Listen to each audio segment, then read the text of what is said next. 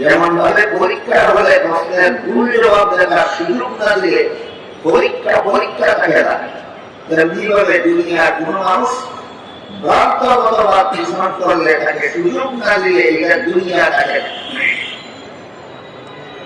এই সুযোগে যদি কোন পরীক্ষার্থী ছাত্র সাধারণত ভুল লেগে নষ্ট দেওয়া, তাহলে যেভাবে তার কপালে গোয়ার দিন ছাড়া শোনায়, তেমনি ভাবে এই সুযোগে যদি দুনিয়াতে কেউ ইসলাম ছাড়া ভ্রান্ত কোন ধর্ম পালন করে, পরকালে তার কপালেও জাহান্নাম ছাড়া।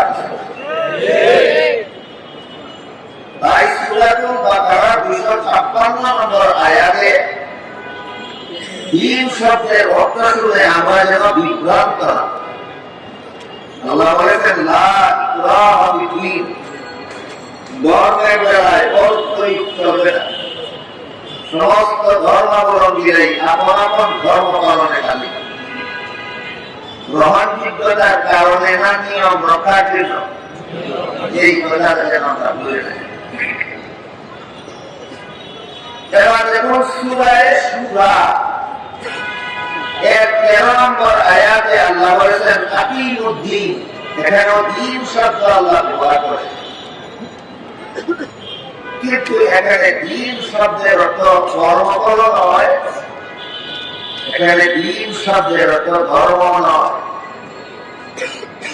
মালিক ইয়াউমিদ্দিন আয়াতে দ্বীন শব্দের অর্থ কর্মফল, লা ইকরাহা ফিদ্দীন আয়াতে দ্বীন শব্দের অর্থ ধর্ম। সূরা সূরার 13 নম্বর আয়াতে আকিমুদ্দিন, এখানে দ্বীন শব্দের অর্থ কর্মফল নয়, দ্বীন শব্দের অর্থ ধর্ম নয়। এখানে আল্লাহ দ্বীন শব্দটাকে ব্যবহার করেছেন ইসলামের সহি আকীদা বুঝাবার জন্য, ইসলামের বিশুদ্ধ মতবাদ বুঝাবার জন্য।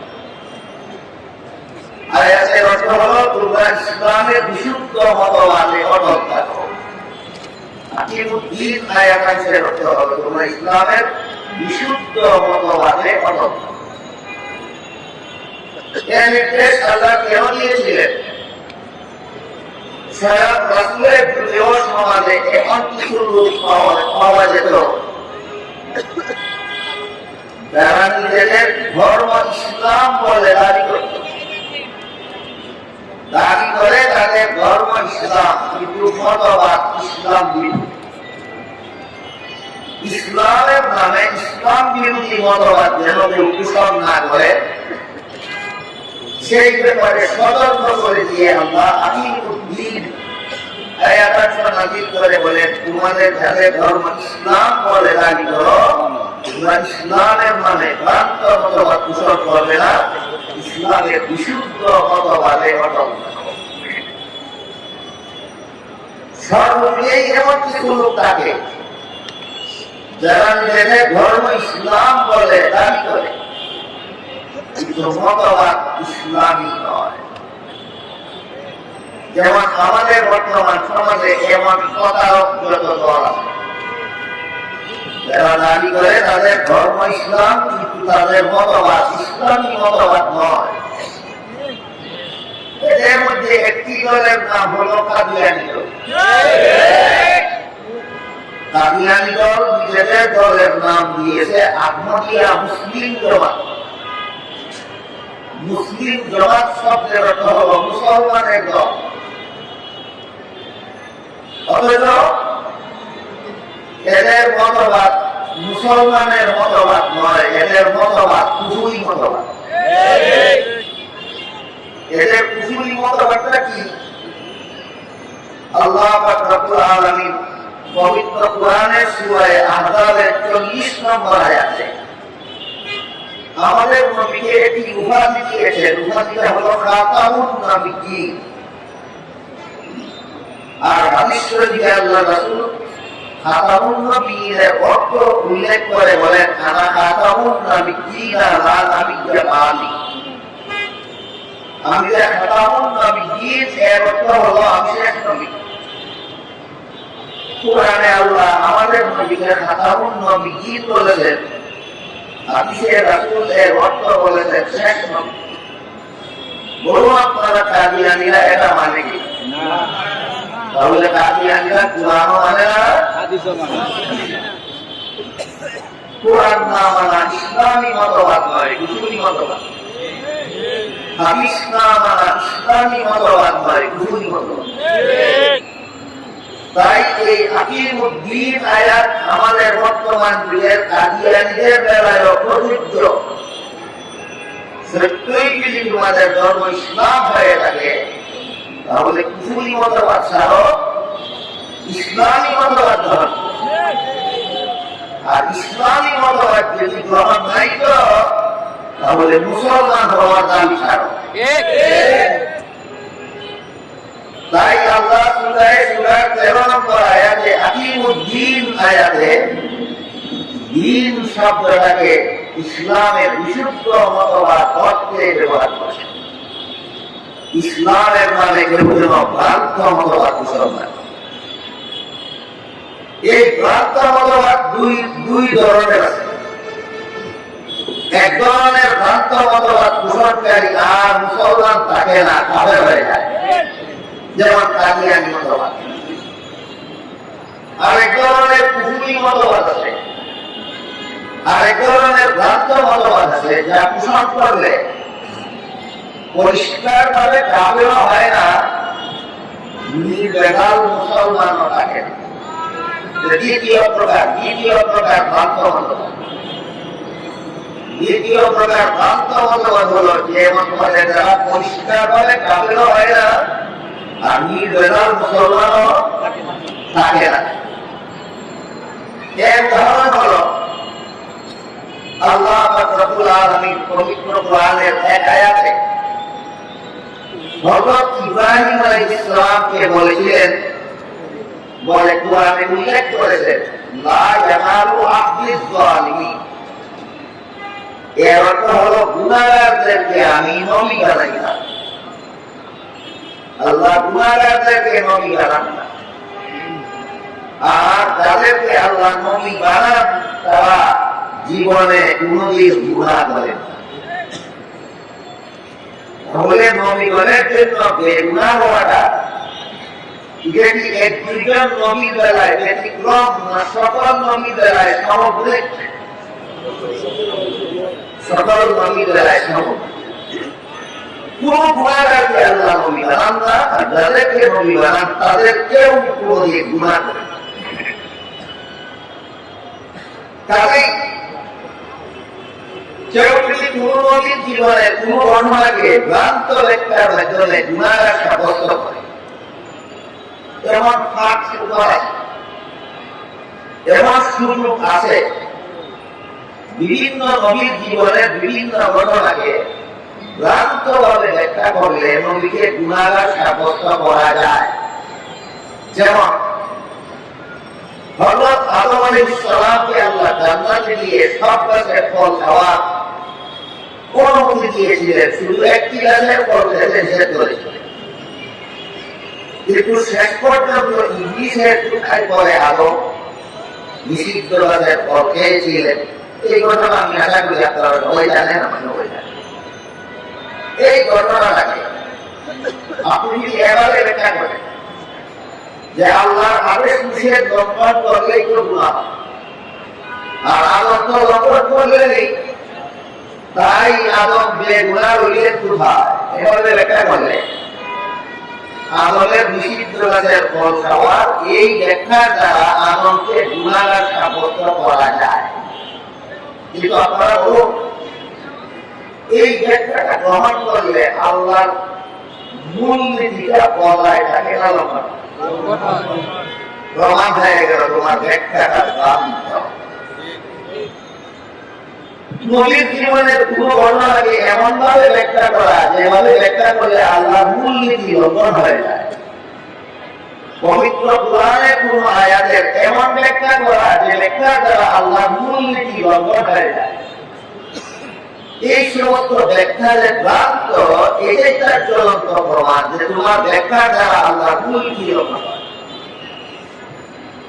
তাই আদম আলাইহিস সালামের নিষিদ্ধ গাছের ফল খাওয়াকে যেভাবে ব্যাখ্যা করলে আদম গুনাহগার সাব্যস্ত হন, এই একটা যেহেতু আল্লাহর মূল নীতির সাথে সাংঘর্ষিক, তাই এটা ভ্রান্ত হবে না।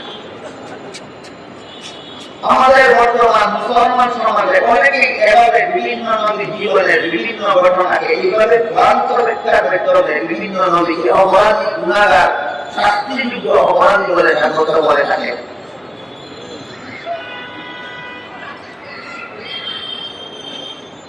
প্রায় 1.5 যুগ ধরে, 1.5 যুগ নয়, প্রায় 2 যুগ ধরে বিভিন্ন নবীর জীবনের বিভিন্ন ঘটনাকে ভ্রান্ত ব্যাখ্যার মাধ্যমে গুনাহগার সাব্যস্তকারীদের তালিকায় সাদ সাহেবও যুক্ত হয়েছে।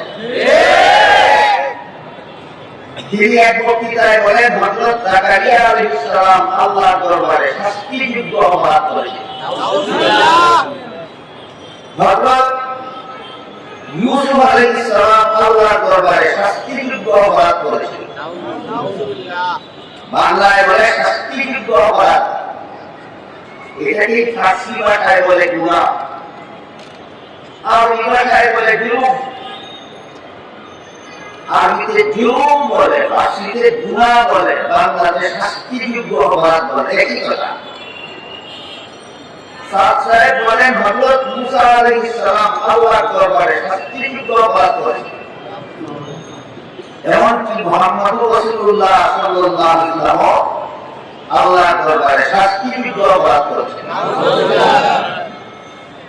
তিনি লেখা দিয়েছেন, অমুক কারণে ইউসুফ নবী শাস্তিযোগ্য অপরাধী, তমুক কারণে মুহাম্মদ রাসূলুল্লাহ শাস্তিযোগ্য অপরাধী।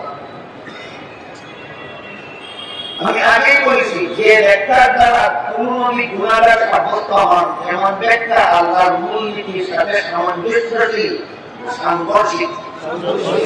এই সাংঘর্ষিকতাটাই ব্যাখ্যার ভ্রান্তির প্রমাণ। সাংঘর্ষিকতা আল্লাহর মূল নীতির সাথে যে ব্যাখ্যা সাংঘর্ষিক হয়, এমন ব্যাখ্যার সাংঘর্ষিকতাটাই এই ব্যাখ্যার ভ্রান্তির প্রমাণ। সুতরাং বর্তমানে মুসলমান সমাজে যারাই নবীগণের জীবনের বিভিন্ন ঘটনাকে ভ্রান্ত ব্যাখ্যার মাধ্যমে গুনাহগার সাব্যস্ত করেন, এদের মতবাদ বিশুদ্ধ ইসলামী মতবাদ নয়, এদের মতবাদটাও ইসলামের নামে ভ্রান্ত মতবাদ। কিসের নামে কি মতবাদ?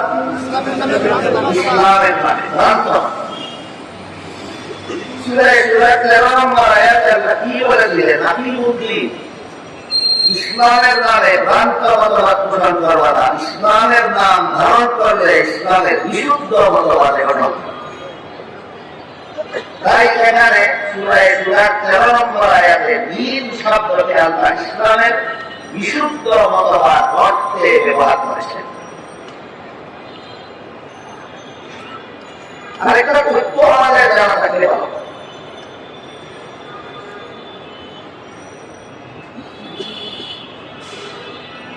সেটা হলো,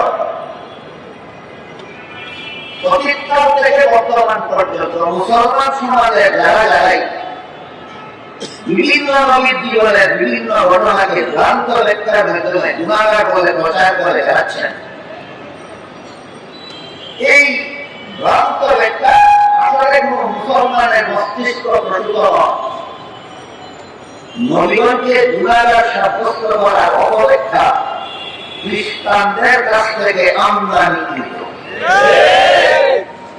নবীগণকে গুনাহগার সাব্যস্ত করা ইসলামী মতবাদ নয়, নবীগণকে গুনাহগার সাব্যস্ত করা খ্রিস্টানি মতবাদ। খ্রিস্টানি মতবাদ একটু বুঝে নিন। বাংলাদেশের মুসলমানদেরকে খ্রিস্ট ধর্মে দীক্ষিত করার জন্য স্বাধীনতার সূচনা লগ্ন থেকে খ্রিস্টানদের একটা সংগঠন অবিরাম গতিতে কাজ করে যাচ্ছে। খ্রিস্টানদের এই সংগঠনটার নাম হলো খ্রিস্টান মিশনারি বাংলাদেশ। খ্রিস্টান মিশনারি বাংলাদেশের পক্ষ থেকে আপনাদেরকে খ্রিস্ট ধর্মে দীক্ষিত করার জন্য যত বই, পুস্তক, পুস্তিকা, প্রচারপত্র প্রকাশিত হয়েছে, এর মধ্যে একটা বইয়ের নাম, তাদের লিখিত, তাদের প্রকাশিত একটা বইয়ের নাম আছে কোরআনের আলোকে বেহেশতে যাওয়ার পথ।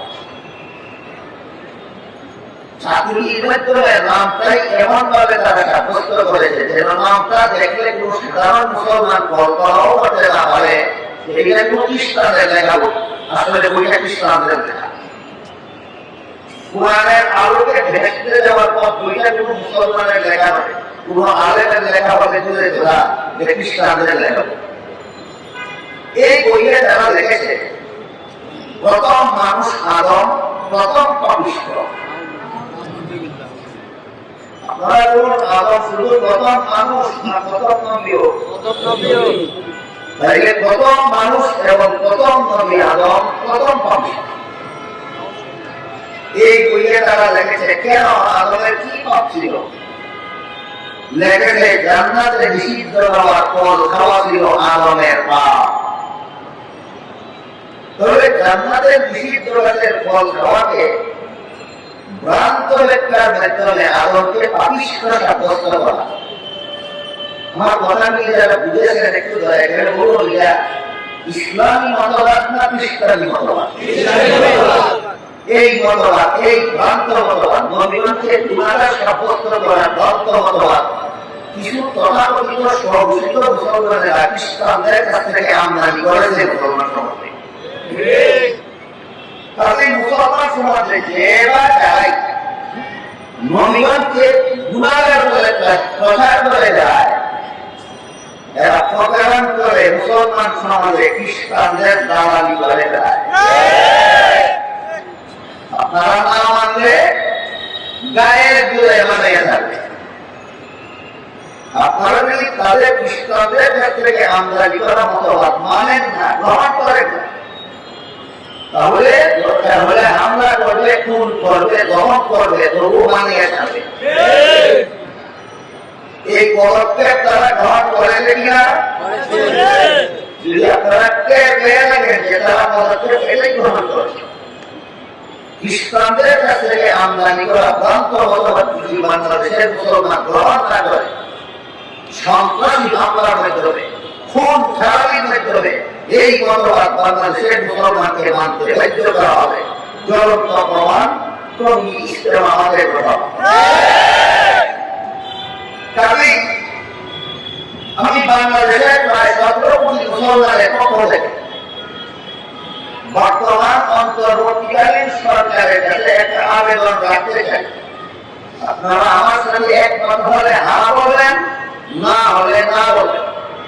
সেটা হলো এই খুনি সন্ত্রাসী সাতপন্থী গুন্ডা বাহিনীকে বাংলাদেশে অবৈধ এবং নিষিদ্ধ ঘোষণা করা। এরা বাংলাদেশের মুসলমানকে গায়ে তুলে সন্ত্রাসী হামলার মাধ্যমে খ্রিস্টানি মতবাদে শিক্ষিত করতে চায়। তারপর খ্রিস্টানরা সেই বইয়ে আরো যা লেখেছে দুই একটা কথা আপনাদের লিখেছে। প্রথমে লিখেছে প্রথম মানুষ আদম, প্রথম নবী আদম, প্রথম পাপিষ্ঠ। জান্নাতে নিষিদ্ধ গাছের ফল খাওয়া ছিল তার পাপ। দ্বিতীয় কথা লিখেছে এই পাপিষ্ঠ আদমের বংশে যত নবী জন্মগ্রহণ করেছে সবগুলি নবী জন্মগত পাপিষ্ঠ। এদের কি পাপ? পাপিষ্ঠ আদমের বংশে জন্ম হওয়াটাকে দেখা। বড় খ্রিস্টানদের মতবাদে সমস্ত নবী পাপিষ্ঠ। কোন পাবে? পাপিষ্ঠ আদমের বংশে জন্ম হওয়াটাই পরবর্তী সকল নবী পাপ। আমি আপনাদের জিজ্ঞাসা করি জন্ম কি কেউ নিজের ইচ্ছায়? আল্লাহর ইচ্ছা। জন্ম হওয়াটা যদি পাপ হয়ে থাকে তাহলে জন্ম গ্রহণকারী পাপ হয় না জন্মদাতার পাপ হয়? যিনি জন্ম দিলেন তিনি তার পাপ। যে জন্ম গ্রহণ করলো সেটা নিজের ইচ্ছায় জন্ম গ্রহণ করেনি, কিভাবে জন্ম গ্রহণকারী পাপ হতে পারে? তাহলে খ্রিস্টানদের এই সমস্ত কাণ্ডজ্ঞানীর মতবাদ বিবেক সম্মত নয়, বিবেক বিরোধী মতবাদকে এরা ধর্মের মতবাদ নামে সমাজে চালিয়ে রেখেছে।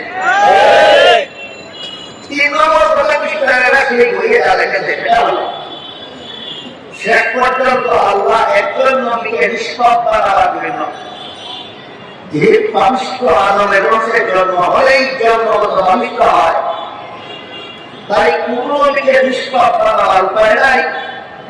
আদমের বংশ দ্বারা অন্য বংশের জন্ম দেওয়া।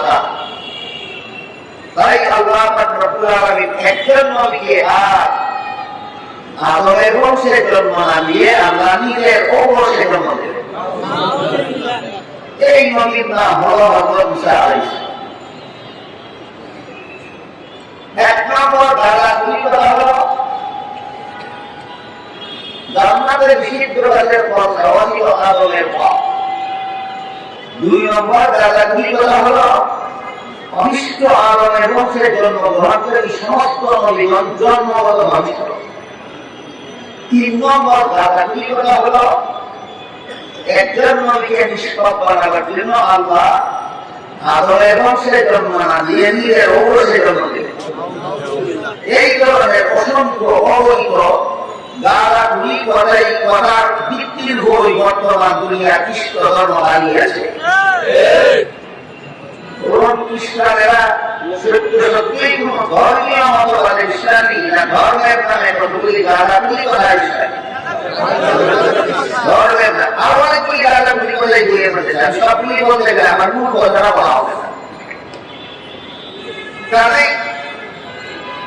আদম আলাইহিস সালামকে নিষিদ্ধ গাছের ফল খাওয়াটা গুনাহগার সাব্যস্ত করা এই ভ্রান্ত মতবাদ পুরো মুসলমানের মস্তিষ্ক প্রসূত নয়। এই ভ্রান্ত মতবাদ খ্রিস্টানদের কাছ থেকে আমদানিকৃত।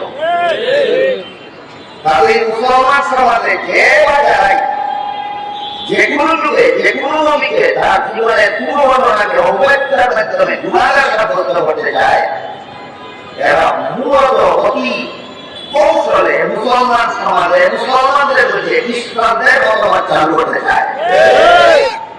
অথচ আল্লাহ বলেছেন সূরা 13 নম্বর আয়াতে আকিমুদ্দিন, ইসলামের নামে ভ্রান্ত মতবাদ প্রচার করবা না, ইসলামের বিশুদ্ধ মতবাদে প্রচার।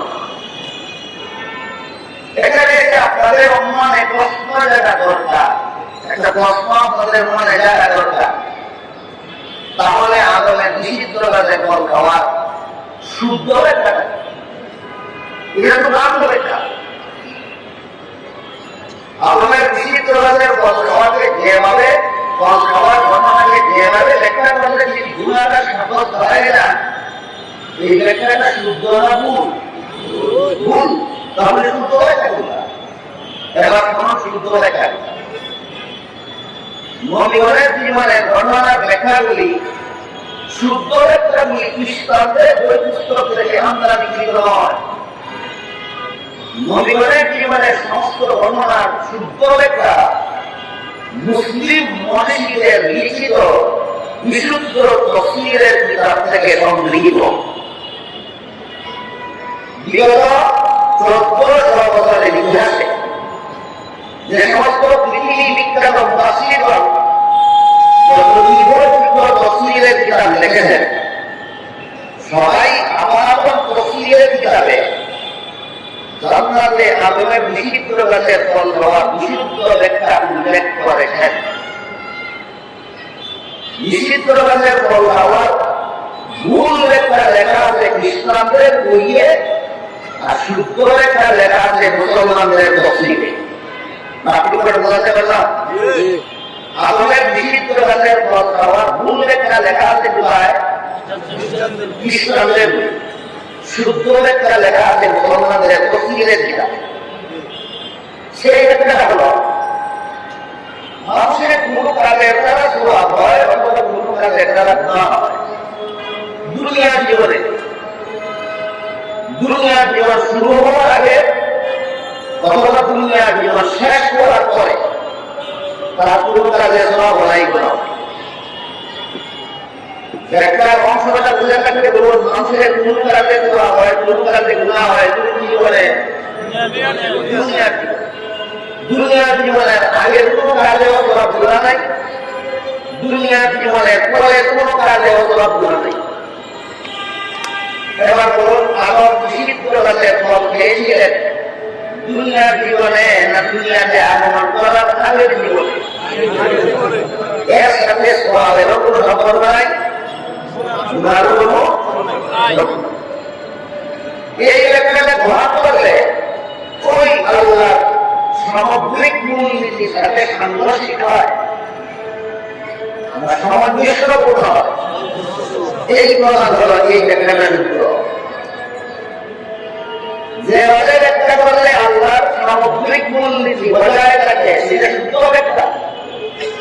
যে ব্যাখ্যা আল্লাহর মূলনীতির সাথে সাংঘর্ষিক হয় সেটা ভ্রান্ত ব্যাখ্যা।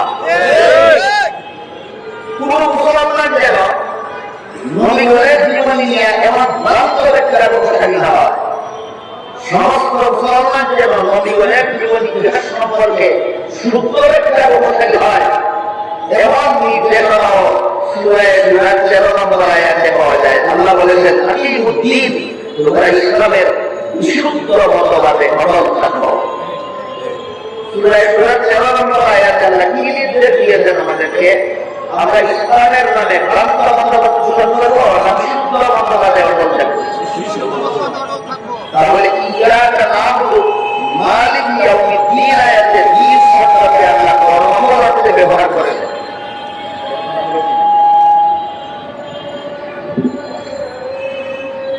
মালিক ইয়াউমিদ্দিন আয়াতে আল্লাহ দিনকে কর্ম অর্থে ব্যবহার করেছেন। লা ইলাহা বিদ্দিন আয়াতে আল্লাহ দিন শব্দকে ধর্ম অর্থে ব্যবহার করেছেন। আকিমুদ্দীন আয়াতে আল্লাহ দিনকে ইসলামের বিশুদ্ধ মতবাদ অর্থে ব্যবহার করেছেন। আপনাদের কি হালালের সময় গেছে? আমার কথা অসমাপ্ত হলো, মোটামুটির সাথে কথা বলছে ভবিষ্যতে আগ্রহ সময় আপনাদেরকে আমি দীর্ঘ সময় নিয়ে তারিখ দেব, তখন আমার আজকের অসমাপ্ত আলোচনা আপনাদেরকে সমাপ্ত করে দেওয়ার চেষ্টা করবো ইনশাআল্লাহ। আল্লাহ আপনাদের আমাদের সবাইকে কুরআন হাদিসের এরমত আলোচনা সুন্নাহ গুজার এবং এর আলোকে জীবন গড়ার তৌফিক দান করুন। সবাই বলুন আমিন। সুবহান রাব্বিকা রাব্বিল ইজ্জাতি আম্মা ইয়াসিফুন ওয়া সালামুন আলাল মুরসালিন ওয়ালহামদুলিল্লাহি রাব্বিল আলামিন।